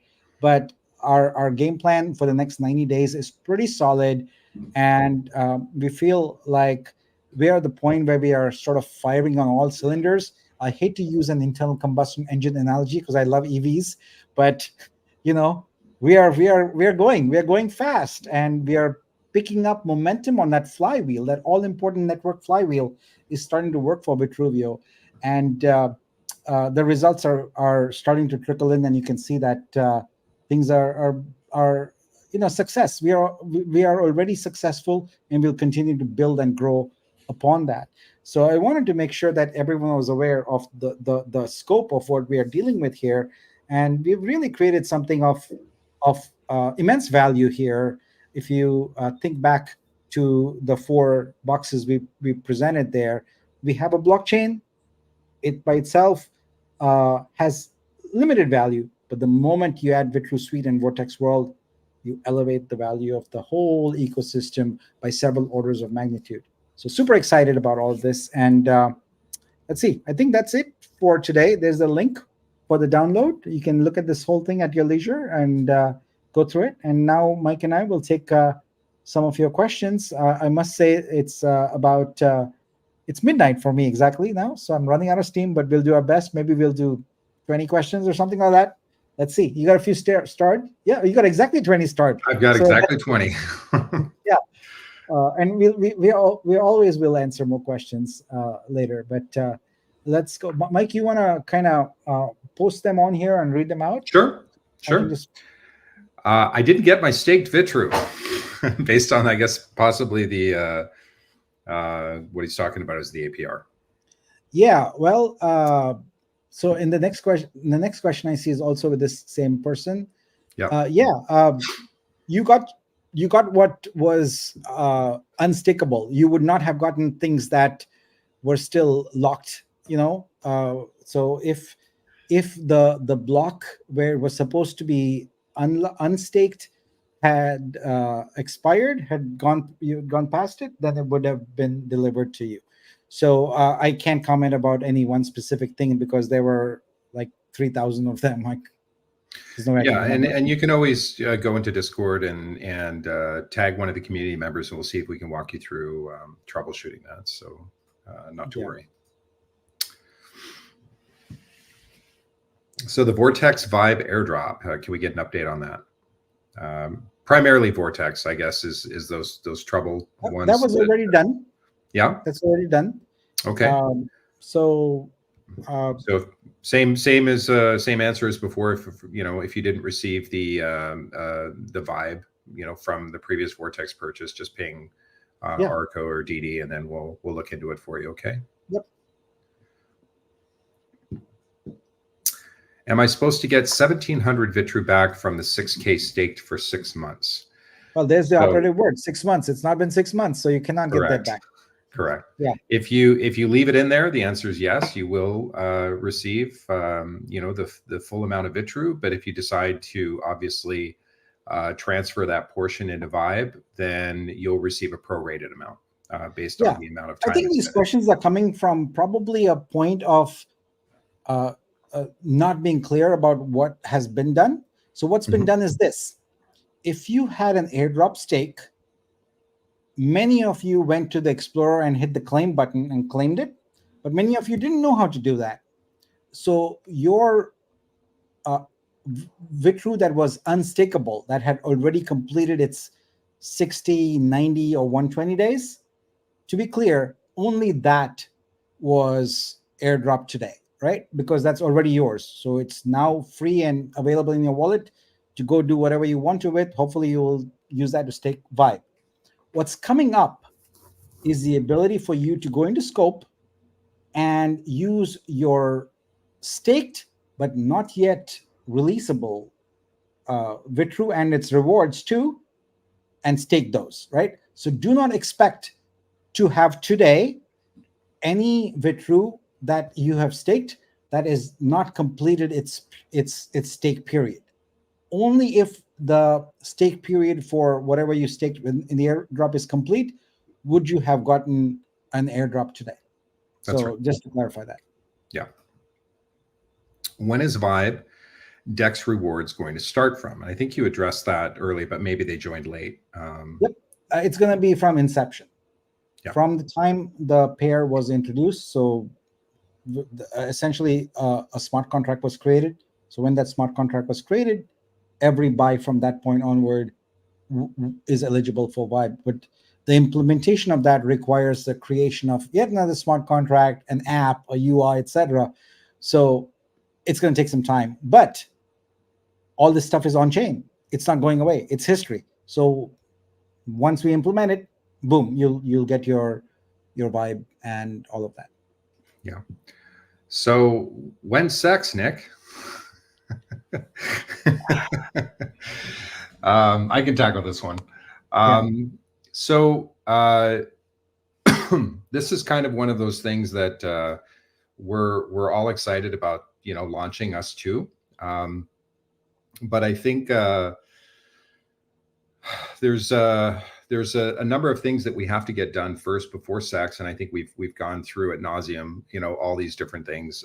But the main things are finding out what the new circulating supply is going to be after we clear up, all of this stuff, getting on DEX tools, getting the Pancake Swap V3 updated, getting Block Explorer updated, making sure that the Explorer is solid, or I'm sorry, the protocol is solid and fast, making sure that we finish out some of the scope tools that we're developing. We have a developer that we're bringing in that is going to assist Nick with getting some of that stuff done. Getting the Vortex game is probably priority one in terms of the fundraising for that, so that we have a longer runway. Working out the bridge issues, all of that stuff we expect to be done 30 to 60 days. Block Scout and V3 will probably be on the, after 30 days. But again, sometimes we're just throwing these curveballs and we end up spending an entire week on one issue, like we were with the APR staking. So once we get that done, then so once the Vortex game we've got some funding, we've got some of those other things worked out, the protocol is fast, then we're going to do a 30-day marketing blitz, and then that's assuming that we've are listed on DEX tools. So technically DEX tools would predate sex listing. And Age is working on, getting that resolved. they have a backlog of chains, and whenever you list a chain, it's just a lot more extensive process to get listed. It's not like a token. So they have to do more due diligence and that sort of thing. So Age is working on that. That's one of his big projects. So I would say over the next 30 days, we should probably have some updates on Dex Tools listing. Then, Age and I are working on the marketing plan right now for the entire ecosystem as a whole. And we've got a pretty good bird's eye view of what we're going to be doing. So that plan is being implemented, and then once we launch the marketing plan, we'll have a goal of a SEX listing, and then there will be a traditional pre-sale or airdrop or whatever we're going to be doing from a marketing standpoint, so that we can go to list. Yeah, hopefully that makes sense. So October. Probably November, but maybe October. I mean, there's a lot of variables, but let's just go with October, November would be a huge accomplishment. And at the rate we're growing fast. So that would be my personal goal if I was to say October, November, kind of somewhere in there. And we're firing it all. 7,800 batteries, or whatever it's called. 14,000 batteries. I forget what's in my Tesla, but it's all right. Just one quick sec, Mike. Yep. So I was just thanks, Biz, for letting us know that the deck was locked. I just unlocked it. So if you go to vitruveo.xyz/download-S4E7, now you'll be able to get to it. Sorry about that. It was really funny. Because the URL is predictable, right? So this morning, morning for me, while I was working on, actually not morning for me, evening for me. Yeah. While I was working on the deck, I had people already jump in there. And, I'm like, hold on, folks, let me just finish editing the deck. So I locked it again, and then I forgot to unlock it. So I apologize for that, but we are back on. All right, please continue. Okay. All right, good. All right, and Nick and Mike, the loophole for the buy rewards is buying from one address, transferring from Vitru to sell, then transferring that USDC back to the original wallet, rinse, repeat, or is this allowed? So that's that. I think they're basically talking about the liquidity loophole for Vibe. Yeah. So it's not exactly this way, but conceptually it's the same thing. So right now, we have the concept of creator credits, which is NFTs, each of them valued at 100 Vitru. And so you can spend any amount of that on an artwork. And perhaps that's your friend or relative's artwork, and you make a deal with them of that, hey, when you get this, give me back some Vitru. So that's basically what we are talking about with regard to bad actors. In a new world with VUSD, creator credits were a non-fungible token, NFT, right? VUSD is a fungible token.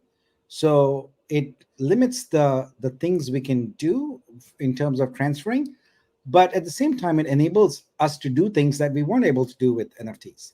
So with VUSD, as I mentioned earlier, it's going to be pretty straightforward. One, the coins you were granted as a benefit. It was a benefit. Let's be clear about that. It was not a deliverable, if you will, for the boosters. It was a side benefit. We will have it expire at a certain time. So use it or lose it. That's one thing. Second is you will only be able to spend a certain amount of VUSD on a particular vault. So that will then force you, if you're a bad actor, to have your friend or your family member create multiple vaults. But then you get into the problem of moderation, because we will not approve those vaults. And so that is a good and effective way of preventing collusion, if you will, in order to create to get that. Thirdly, we will limit the number of artworks you can buy from one vault using the VUSD. So again, we are using Vault as a way to control the collusion that can occur. And because vaults are protected in the sense that in order to create a vault, you have to, and by the time, we're talking a few weeks from now, very shortly, create a KYC, etc. So to have a unique vault, you will need to have a creator KYC. You will need to go through the moderation process and get approved.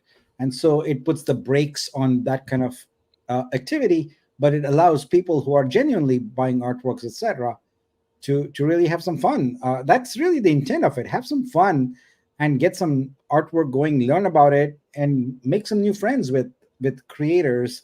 And at the same time, help our protocol, because we created those credits in order to bootstrap the ecosystem. If you're just going to sit on them, then it doesn't help the chain at all. And that's why we're going to put it, use it or lose it mechanism in place. So that's going to be important. And so that's how we are going to control the flow. Okay. How can we provide liquidity if we have the restraint? I'm not sure. I understand the question. What Daniel is saying, like when you provide liquidity on a DEX, you provide both pairs. You in this case, you provide wrap Vitru and USDC.pol. Now, if you don't have wrap Vitru, but you have the USDC pol, you cannot provide liquidity.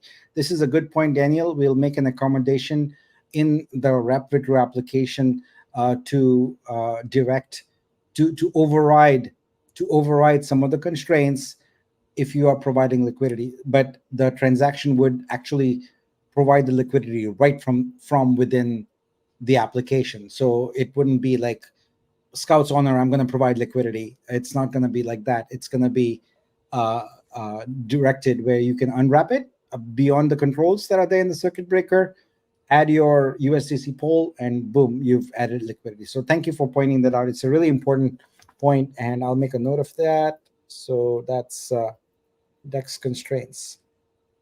All right, we'll do. What's up next? Okay, can percentage of dormant Vitru be converted / stored as wrap Vitru for Vibe rebasing?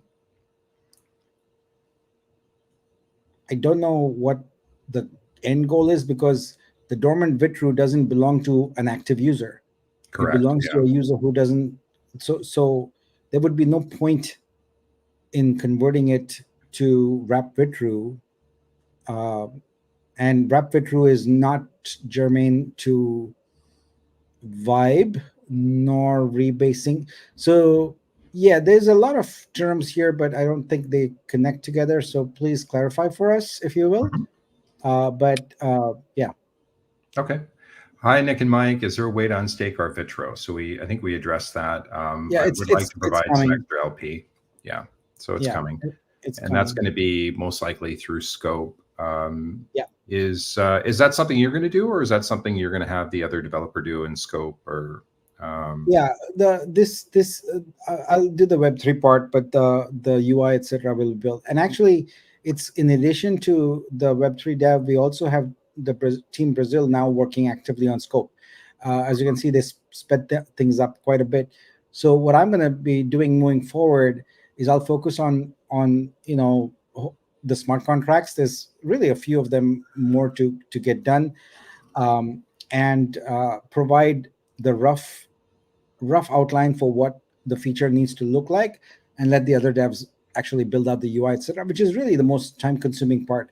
Smart contracts are also time-consuming, especially if they're new and we're doing something innovative, which we are doing in pretty much every Vitru Suite contract. There's 8 of those contracts right now keep working on that. But I have help now. What's our goal for that? Do you think 45 days to start working on that, or? Yeah. So everything Vitro related, I want to kick off before this month ends, and I want to be very clear. I use the term kickoff, not complete. So I want to have a Honcho launchpad plan in place and have the Vitro unstaking and LP rewards, all of that architecture done. That's fairly substantial if you think about it. We are, again, building a whole new startup, and that's just one of our boxes on this grid here. It's for most people, that would be a whole new company unto itself. So it's a lot of work, but we'll we'll bundle it all together, because in isolation, it doesn't make much sense. Yeah, so we got your Vitruveo staking, unstaking done, but where is the incentive? Where is the value generation there, right? It's the value generation that's important. Yeah, and I know you can manually unstake Vitruveo and Explorer. I think Arco produced a tutorial on that, but some people are not as proficient with Explorer. So Funkmaster, if you want to, I think you even might have DM'd me on that, where I encourage you to go, check out Explorer if it's pertinent that you did want to do the unstaking. You can do that through Explorer directly until some of these enhancements are completed. But if you don't want to go through that, we'll, as Nick said, we'll try to get it done in the next within the next 30 days. Will we be able to stake VUSD? So the answer to that question is, look, it's an open protocol. It's a decentralized protocol. Anyone who wants to create a staking app should create a staking app.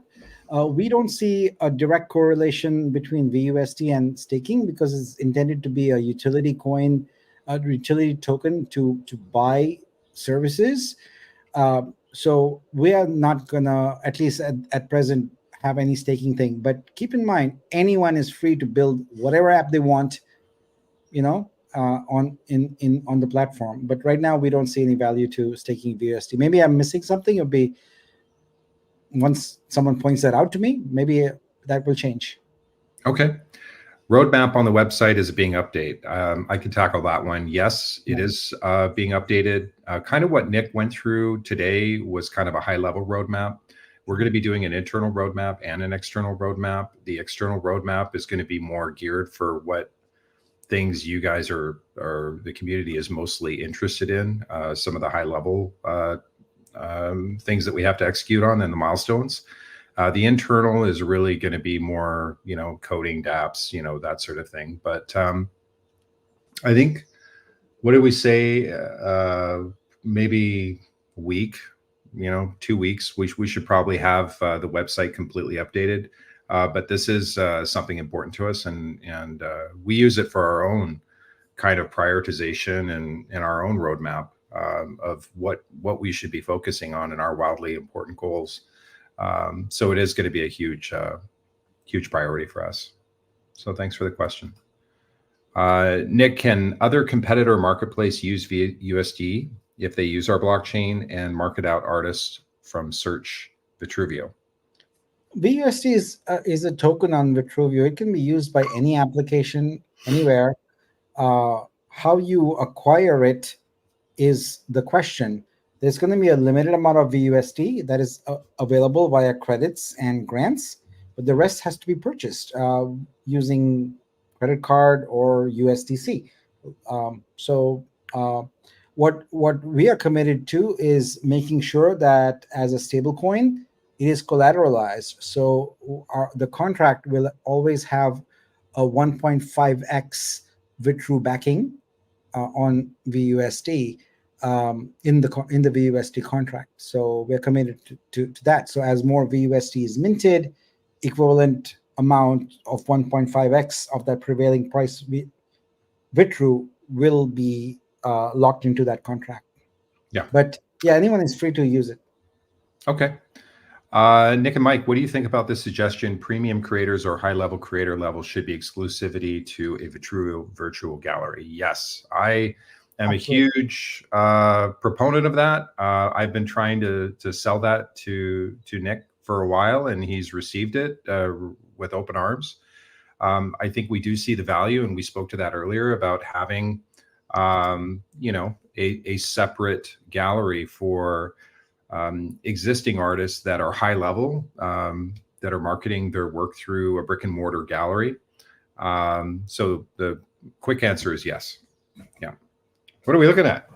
I don't know what we're looking at. I asked to go to our museum, but went somewhere else. Let me try it again. So we have a beautiful metaverse gallery we have, and we intend to replicate it and make it available in many different form factors, etc. I don't know why Spatial is taking me to some random game, etc. So, but Anyway, we'll figure that out later. So we do want to have premier curated galleries that are available, not just in the metaverse, but straight up, virtual galleries also. And the concept of premium, we haven't talked about it at length yet, but I know it's Mike's favorite word, and we intend to have a lot of premium offerings in here, but we want to make sure that the base offering, the free offering, is always good. Like there are some businesses where they claim the free is good, but when you actually start using it, maybe you've got ads or some horrible user experience. It's not going to be that way on Vitruveo. The free base experience is going to be excellent, but the premium one is going to be uber excellent. It's going to be several orders of magnitude better, and it's for those who want it, are now willing to pay for it. Yeah, and then one thing I do see coming down, the pipe later on is, as we bring on galleries and they want to do their own store, having sculptures, having other forms of art that are going to be within their store, that are going to be in our ecosystem, on 360 turntables, so that you could properly see the artwork, and there's a lot of different possibilities that we can explore, not just two-dimensional art, but once we start getting into three-dimensional art, motion art, some of these things, I think it's going to be really interesting to see how it evolves. But it's all being thought out. Great job, Mike and Nick. One question: where can we see our booster perk coins and OG perk coins? Those two buckets seem to be missing from scope. There's a lot of information not yet surfaced in scope, just because it's about the timeliness of it. When is it due? All the perk buckets, they're essentially vesting for 2 years with a lose it clause, where if you claim it, you lose all future. So I think it, we figured the longer we don't implement it, the more people don't lose that benefit. So it is definitely not something we've forgotten. Actually, we are starting with the validator perks pool now, because that's being used on a monthly basis. But we are acutely aware of these buckets, and they will manifest themselves on scope. Scope right now is, I would tell you, and there's a reason it's version 0.7.8. It's 0.7.8. It's largely undone. There's maybe 70% of features yet to be built on it. It's barely 30% that's built. Yeah, I remember you showed me kind of a mock-up of what scope is going to look like, and it's amazing. Just wait. There's scope is going to look absolutely spectacular based on the comps and mock-ups that Nick showed me. So I'm excited to see those things on release, or get them released.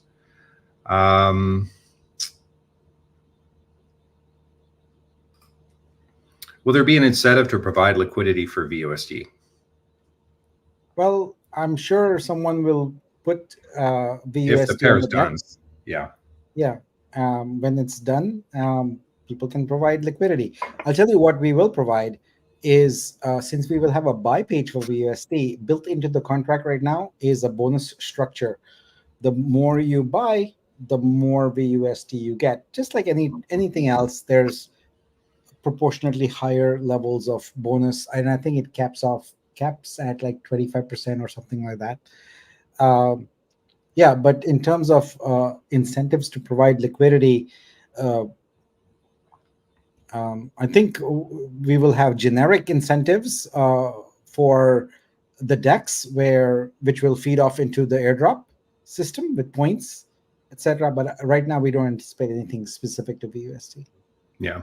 Mike, when will the sun shine for Vitruveo? Can we build the LP and the value of the token? And I think we covered that, Legend. So yeah, it's definitely going to be on our radar very soon. Once we, like I said, the V3 is going to be a big component of that. Vitruveo, I think maybe in roughly 3 weeks to 45 days, I think we'll probably be able to have some sort of update on that. and the staking, the unstaking, and start showing some love for Vitro. But we haven't forgotten it. It's just we're focusing on some of these other massive priorities right now. When will dark mode be made for Vitru Search? That's interesting because I just asked them that this morning, and I told the team, "Hey, can we implement?" Because I like it on Scope, and so I would imagine very soon that is on their radar. So when I say very soon with Search, our time horizon on most features is 1 week or 2 weeks. Yeah, it's coming. Any update on the Vortex Creator Challenge and location for creators to upload their artwork on that? I dropped the ball on that. I apologize for that. I will work with Pam and get that resurrected and get things moving on that. I'll meet with Pam probably next week on that, and Monday. And so by middle of next week, we will probably provide you with the update on that. I apologize. I dropped the ball on that one. And of course, Rohan, when will Poet Collection rewards for us two to be paid out sometime in the future? Yeah, I said with Poet, everything will happen when we have a marketing associate on the team. And right now we don't have the capital for that. So it's going to have to wait a little bit. Okay. Any updates on Warpcast, Nick? Yeah, so Warpcast is a part of our strategy around Vortex marketing. And now we've also discovered that Telegram games are big. So we've added Telegram to the mix also there. So in 2 weeks, we will have a more comprehensive strategy. Before, we were just looking at Warpcast purely as a source for minting. But now we have a more comprehensive strategy where it includes the landing page, a white paper, a demo, land claims, and Warpcast integrated with certain airdrops and daily benefits, etc. So basically, a comprehensive plan for Vortex is coming together, and Warpcast is part of that. Yeah. Okay. With the prior staking contract being locked, will we still be able to unstake when the staking period is up? Yes. Yeah, I mean, we've already done the 120 days or whatever, and now we have a tool to automatically go daily and run the job and automatically unstake for people. There's no point in the Vitru just sitting there. So either way, until we have a UI for it, we'll just automate that, and it works now. So I can very confidently say that no one will wait on their unstake for more than a couple days. We'll probably run it daily, but if you miss something, it'll be in the next 24 hours or so. So yeah, and ultimately it's gonna find its way into Scope as a first-class citizen there. Yeah. Arco wanted to make sure that we made clarification that people that did not seal the deal think that the dormant wallets, they can claim their coins now. So please make it clear that the people that did not seal the deal has nothing to do with dormant wallets. And yeah, that's history. That's ancient history. There's no going back on that. This is for accounts, wallets that have a core NFT. And a core NFT is a Nexus, a Maxim. That's what we are talking about here specifically.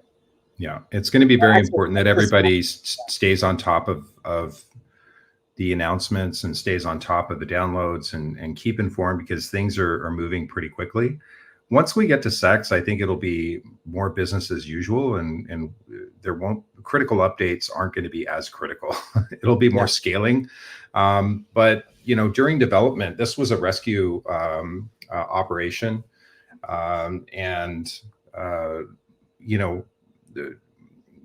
because of the OG community, it's just a very complex beginning. As we progress through things, we've been able to get to this point, and we've got an amazing foundation now, which is just really exciting. And you can kind of see the finish line. I see it. I really do see the finish line coming up, and I'm excited to see what's in store over the next 90 days. So, Mike, I see it more as we've been warming up and the race is about to start now. So I see the Yeah, start coming up. that's true. That's a good way of looking at it. Are you opposed to casual gambling apps? I'm not opposed to a casual or a serious gambling app. I'm Yeah, not opposed to any apps. yeah. In fact, that's one of the we are in talks right now with a gambling platform. So that's one of the things that we're working on, for the gaming side. So yeah, we're definitely open to that. And where can I see the creator level? That will be available in Studio, in your profile. Mm-hmm. Yeah, it will be transparent though. And I think we're going to be the actual metrics and all of that will be the scoring system will be transparent as well, right? So people will know how to scale. Is that going to be more hard coded? No, they're in Studio. You're gonna see a creator level menu option. You can go in there, and because look, phase one entails us harvesting your Ethereum data, your uh, Tezos, other. So you're going to need to enter that information. Otherwise, you'll miss out on getting those points. So Mm-hmm. for each capability we have for you to acquire points, there's going to be a workflow. So let's take exhibitions, for example. I'm not saying that'll be in phase one, it'll be phase two. So uh, as I explained last time, and I'll just repeat a little bit, there's no mechanism by which we can validate any claim you make. So what we are building in concert with this creator level app is essentially a fact checking on chain app that is crowd and reputation driven. So in Studio, there will be the ability for you. There'll be various sections that make up the entire creator level. Let's take exhibitions, as I said. In there, you'll be able to say, okay, I had an exhibition at this place from this date to this date.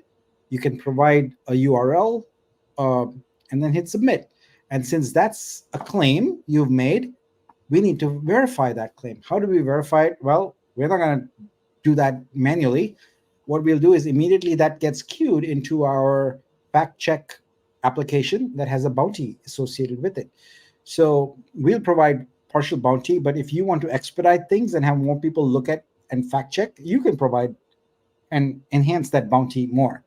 So when that goes into the fact checking queue, people in the community will fact check it, and just anybody cannot fact check it. You need to have a reputation to do it, and you earn a reputation by accurately fact checking over time. And so you would fact check that, and once it's fact checked, it goes on chain, and then you get your points for it. So long story short, there's going to be a section in Studio that is entirely about creator level. There's lots of things you're going to be able to do in that, but it's the first thing is creator KYC. Yep. Okay, 2 more questions, and then I think we can wrap it up so you can get some rest. Let's see. Wrap Vitru purchase in August with Vibe incentive. Will it follow the wallet? I buy off hot wallet, then unwrap, and then transfer to cold wallet.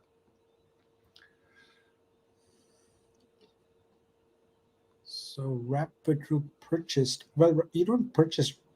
Oh, I guess if you trade it. Wrap Vitru purchased in August with the Vibe incentive. I think you're talking about the liquidity, maybe? The liquidity pool? I'm not sure. Look, I guess I can answer it this way. Vibe and Wrap Vitru are independently transferable without constraint. So you can move them to hot wallet, cold wallet, etc. I didn't understand the first part of the question, but there are no. Well, I think we're going with the more of the liquidity, or we're going more with a Vibe rev share model or pool incentive rather than sending individual vibes for the liquidity incentive.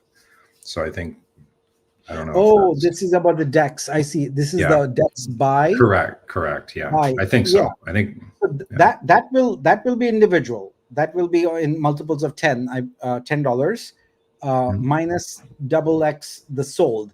So if you bought a little bit but it sold a lot more, it negates it and you won't get any vibe. And yeah, that will follow the wallet. So we have no way of inferring where that got transferred. Right? All we have is the DEX record of what happened, and we're going to use that to drop the vibe in. Yeah. And it can be hot or cold wallet. Doesn't work. Okay, I get it now. So, okay, cool. Last one. At Mike and Nick, thanks for the great work. Is the 108 still the date on which every $10 wrap Vitru purchase on the DEX gets one vibe? I don't know if that was the date in which it was the 23rd, right? July that we set it up. That was the. Oh, I think he's saying 801. So so August 1st. No, it's even just before that. It'll be July 23rd. July 23rd. Yeah. It's when the pair was created. Every buy after that, and every buy after that. Liquidity, no, because we wouldn't know.